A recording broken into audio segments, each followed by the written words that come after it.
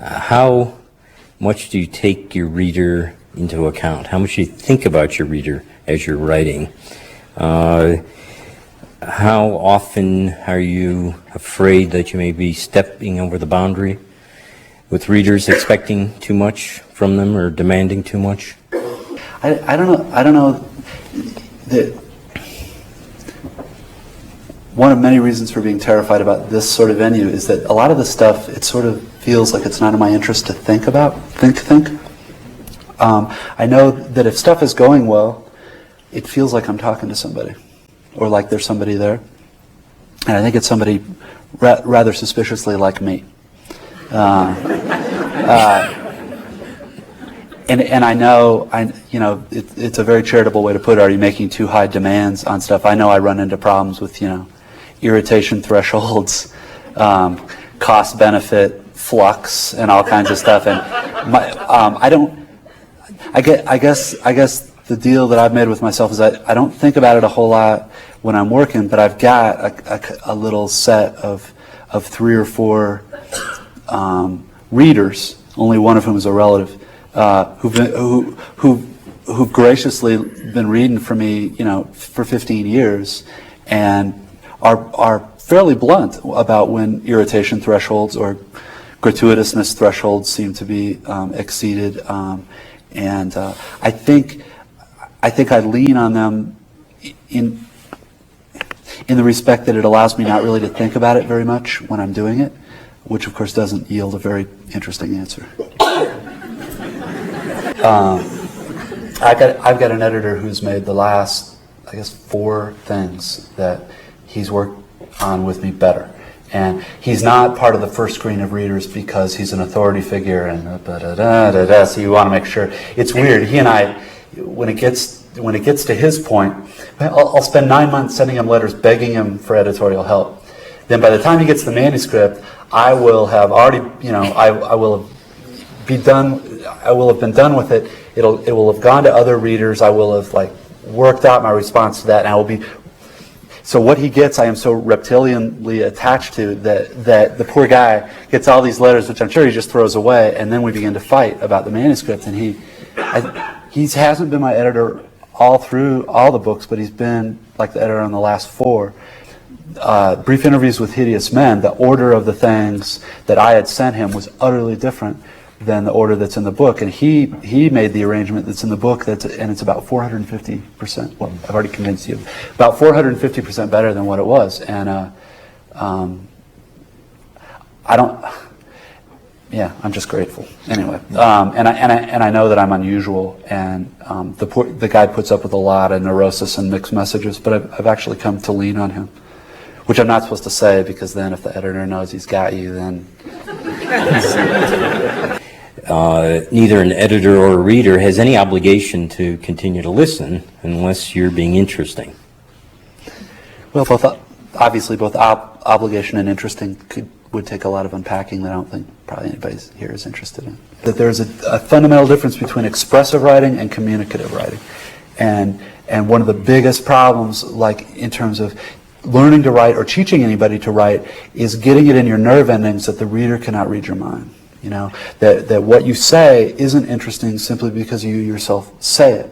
Whether that translates to a feeling of obligation to the reader, I don't know. But we've all probably sat next to people at dinner or on public transport who are producing communication signals, but it's not communicative expression. It's expressive expression, right?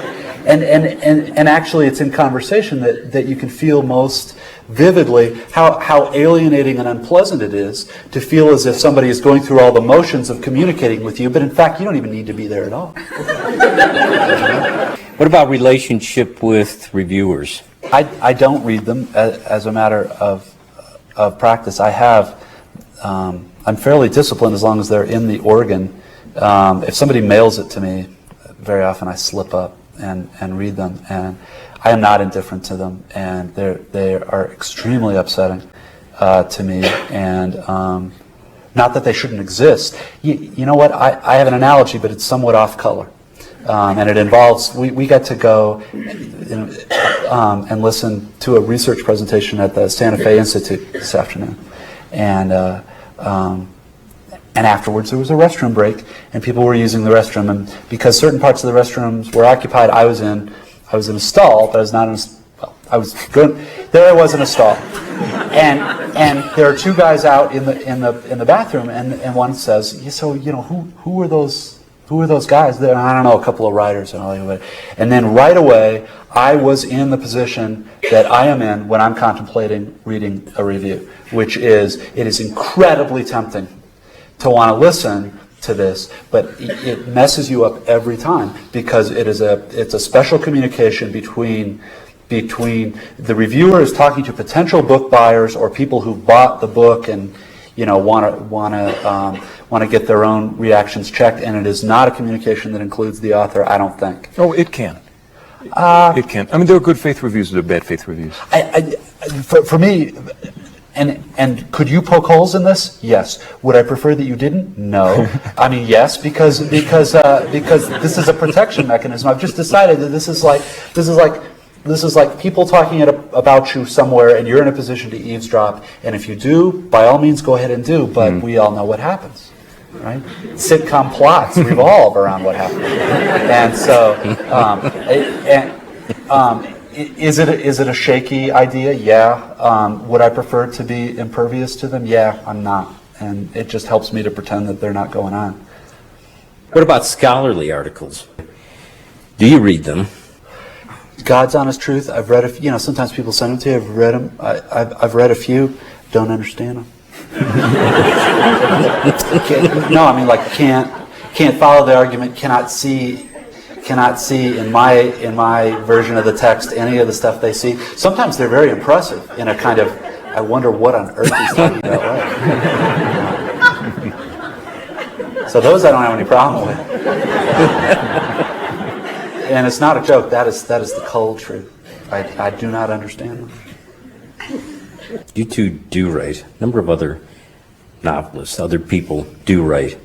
Why? Why not stop? John Franzen's got a real good one about this, because he gets asked this a lot, and he says, yeah, there's the bullshit narrative overlay, and then the truth is because there's nothing else I want to do. And my own narrative overlay is just something that I've always liked that's in Oliver, except this is going to make it sound nobler or more compulsive than it is. But there's this thing in Oliver Sacks, and it might be in The Man Who Mistook His Wife for a Hat, about, I think it's a bag lady who was Tourettic, and I'll bet other people remember this, but she'd stand on a street corner in maybe like New York or LA or something, and, you know, thousands of passersby going by, you know, and she'd just stand there and wouldn't do anything.